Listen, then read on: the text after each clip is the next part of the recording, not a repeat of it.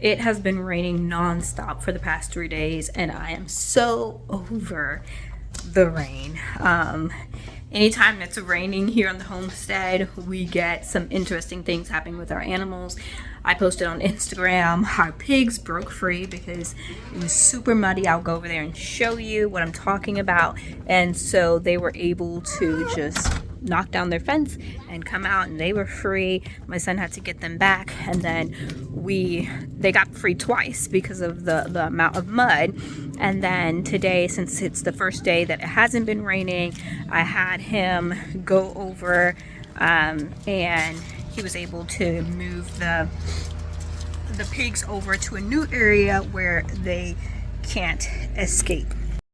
But you can see it's just a muddy mess out here. You can hear it squishing when I'm walking, and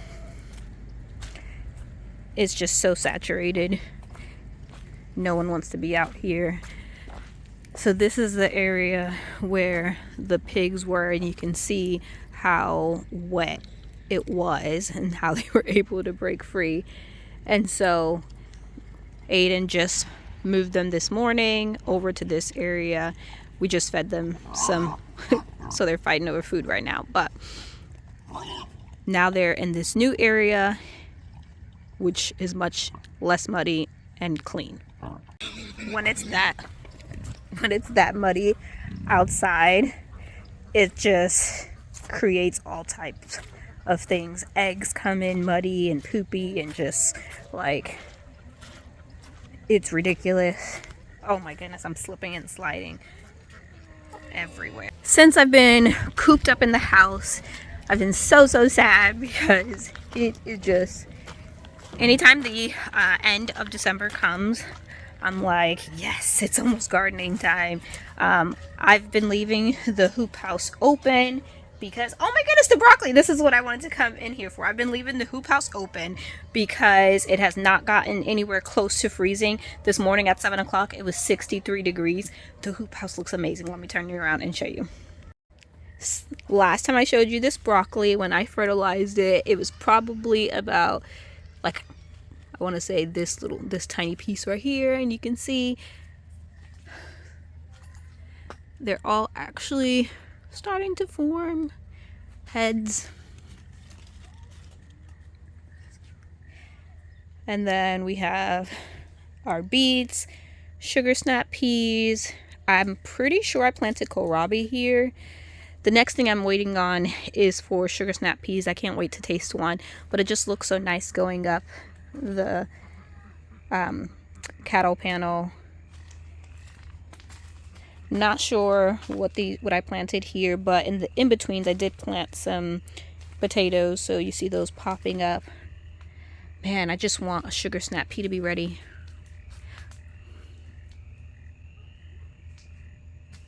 And then this whole bed is nothing but potatoes.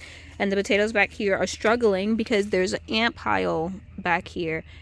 And so the ants are messing with the potatoes. So sad. This jalapeno plant is still producing jalapenos.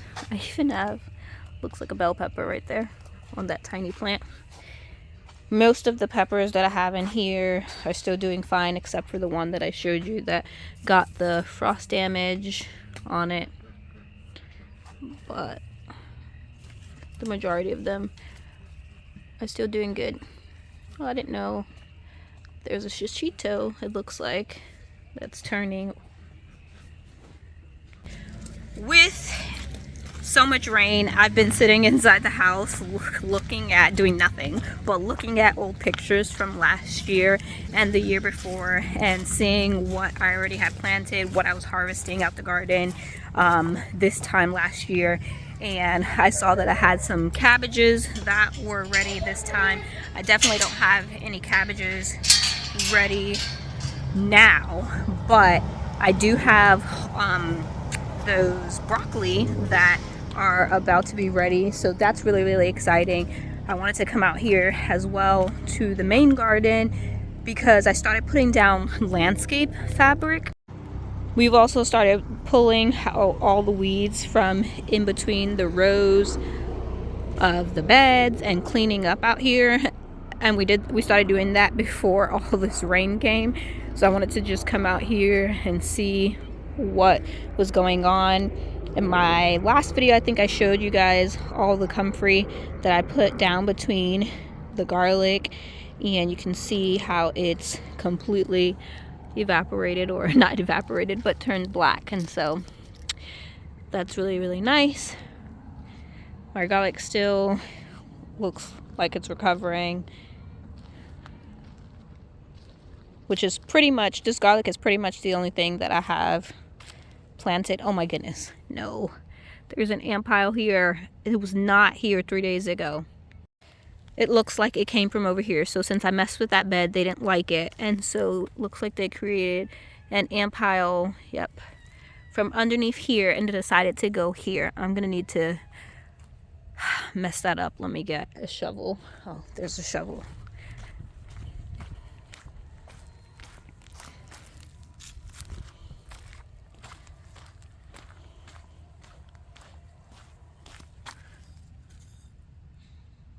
Yep, I see them moving. Oh, why?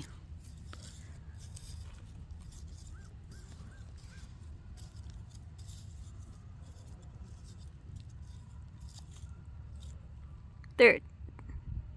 I don't know if you can see them moving. I'm glad to see that these beds have gotten a really good, nice soaking, because a lot of them, I have cardboard underneath that we put compost on top. And so keeping that cardboard nice and wet is going to be beneficial to that cardboard breaking down. Oh, I didn't show you guys this. One of the things that we did was I put this raised bed here. This raised bed was actually over in this area, but it was sinking down really, really bad, and the weeds were coming in from the outside of the garden, and it was just really, really close to this bed. So my son and I, well, I think it was mostly him, he dug out all of the soil, and then I decided I wanted the bed here in this area, because this area was just kind of like a blank spot because it couldn't fit another bed that was a 3x6 there. But it just looked empty, and so now I have that bed there, and I'm thinking about planting it with maybe flowers or something pretty, and just have it as like, maybe even move my chairs over there. I don't really know. I just thought it would be pretty there since it was a small bed. And the reason why, this is one of the things that I thought about while it was raining. I was like, oh my goodness, I didn't come out here, and I was afraid this was going to happen, and it did. I didn't use all of the soil to put back inside this raised bed. When we filled it, we filled the raised bed with a bunch of leaves and like even some twigs and stuff like that. But by the time we were digging all this out, it was all broken down and it was just all soil. And so I did that again when we were putting it back together again. I filled halfway with like leaves and like any kind of twigs and stuff like that, branches, and then I added soil on top. And then as you can see, it has fallen down quite a bit. Oh my goodness, Shadow is in here again with me. So it has fallen down quite a bit, but then that left leftover soil, and I left it inside that wheelbarrow, and I kept saying, oh yeah, I have to get that, I have to cover it, do something with it, because I don't have anywhere for it to go quite right now. But it's rained for 3 days, and now it's full of water. It isn't going to rain. I'm not going to mess with this today because it's already filled with water, so there's nothing I can really do except for empty it and then probably put it in one of these raised beds. But I completely forgot about it, and while it was raining for this past 3 days, that was one thing that was on my mind. I was just like, oh my goodness, I left that wheelbarrow out there, and I just knew it was getting so full with water. It's crazy how even in the wintertime you don't come out to the garden for a couple of days because of the rain, and now you come out here and you see all these new things. Literally, there's so many different new ant piles in these beds. There's a new ant pile here that wasn't here before. There's an ant pile at the side of this bed, and there's an ant pile right here in this rose bed, and none of these ant piles were here, including the one that moved from the garlic. Although it was 63 degrees today, it's still very cloudy, and today's the first day that it was dry, and actually this morning it was still kind of drizzling, so it still feels really chilly and definitely too wet to come out here and do any of the things that I want to do. But I wanted to come out here and see what was going on in the garden based off of where I left off, and I'm really excited. I think the most thing that I'm excited for is seeing that that broccoli. It's December 27th, and my 12 weeks from my last frost date, according to the Farmer's Almanac, is January 9th for me, and that is when they tell me that I can plant peppers, because you can plant peppers 12 weeks from your last frost date. And just knowing that is absolutely insane, that in less than 2 weeks I get to plant out, well, not plant out, but I get to start peppers. This is the what is it called, the shade cloth that was up here. I had my son take it off like about 2 weeks ago because I was worried about the potatoes getting really leggy in here. But then ever since we've taken it off, it's been cloudy, and so sun still hasn't been getting in here. But we'll see what's going on with those potatoes, if anything. Those are just an experiment, and I'll see if anything comes from them. Oh wow, this beet. So this beet packet that I planted here, you can see how there's like some purple and then there's yellow. These were just a different varieties of beets, and so that one looks like it's going to be orange, but that one doesn't look like it's going to be a circle at all. It might be one of those long beets, which is so interesting. Like I said, this beet packet was like a beet medley, and so they're going to be all different types of beets. Every time I come in here, I go ahead and lift this just to make sure that the worms are doing their job, and you can see how they're down in the second one. And both of these buckets have holes. This has holes, this has holes, and I put them in top of here, but then if they got cold or this got too dry, I knew that they can either go down here or even into the bed. And that was just me thinking ahead, thinking like if I ever needed to, they could possibly fill up that bed and, like, you know, put their worm casting straight into that bed, or it would just be easier. Wow, I don't know why I looked up. It just freaked me out when I looked up because there's so many. Ugh. So shadows up there, and then there's all these little gnats up here. It's disgusting. I have like these little, I'm gonna have to bring them out. Let me go get them. Well, let me finish my thought process. See, I get sidetracked. I was going to say about the worms,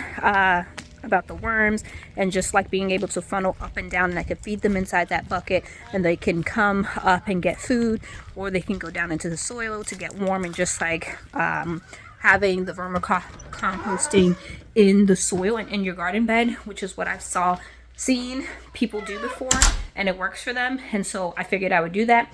And then the second thought I was going to say is that I have these little sticky traps.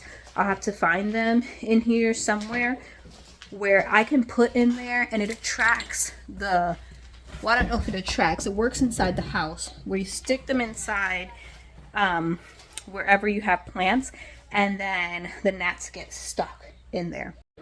These are what they are. I found them. I'm going to stick them inside some of these beds where, let's see, this has a sticky part. I don't know if I could do it with one hand. Let me see. So it has a sticky part on the front and the back, and you stick them inside plants like that, and the gnats will fly and get stuck on them. I have a bunch of them in my house, and so I know it works. So I just stuck a couple of those in the bed, a couple of them or 3 of them inside the peppers. But these are all the little gnats in here. I'm so glad I have the door open so they can make their way out. I'm so glad that I planted this hoop house. It looks really good in there, and it's holding me over until gardening time in less than 2 weeks. So we're on countdown now. Thank you guys for hanging out with me while we just came to a quick little garden update while we checked on things after 3 days of rain. I just really wanted to come out here and check on things, and hopefully tomorrow and the rest of the week when it's not any rain, we can get out here and actually start finishing some gardening projects that I need to finish in order to have a successful 2024 gardening year. I'll have to catch you guys on my next video.